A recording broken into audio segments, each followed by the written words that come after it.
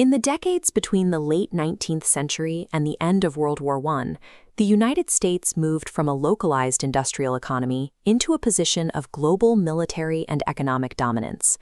This review covers chapters 7 through 11, providing a structured breakdown of the urban growth, political shifts, and global expansions that will appear on your final exam. Massive waves of immigration through Ellis and Angel Islands provided the labor required to build and sustain America's rapidly growing cities. Engineering milestones like the Brooklyn Bridge, shown in this textbook illustration, demonstrate how technology allowed cities to expand both outward and upward to accommodate this population boom. To escape the harsh conditions of industrial work, citizens turned to the new American leisure culture, exemplified by the photograph of Luna Park at Coney Island. The growing contrast between these technological marvels and the reality of tenement poverty provided the catalyst for the next generation of social reformers. This progressive era summary identifies the 4 distinct pillars of reform used to return government control to the people. President Roosevelt focused on consumer health and wilderness conservation, while Woodrow Wilson pushed for financial and antitrust measures like the Clayton Act. These efforts expanded the reach of American democracy, concluding in 1920 when the 19th Amendment granted women the right to vote.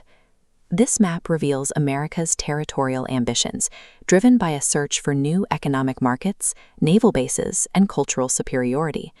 Following the Spanish-American War, the U.S. acquired the Philippines and Puerto Rico and established the Panama Canal Zone to secure a strategic shortcut.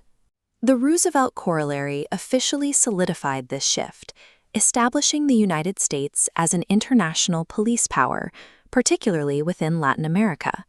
While Europe collapsed into war, the sinking of the Lusitania and the interception of the Zimmermann Note shattered American neutrality and drew the U.S. into the conflict.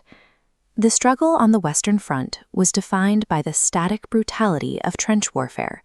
As soldiers fought for yards of ground in no man's land, the U.S. government mobilized the home front and worked to suppress domestic dissent.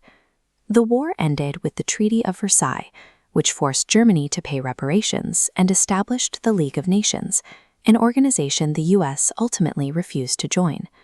Rapid industrial growth created the specific urban crises that progressive reformers set out to solve, while that same economic output powered the territorial expansion that ultimately pulled the nation into a global war.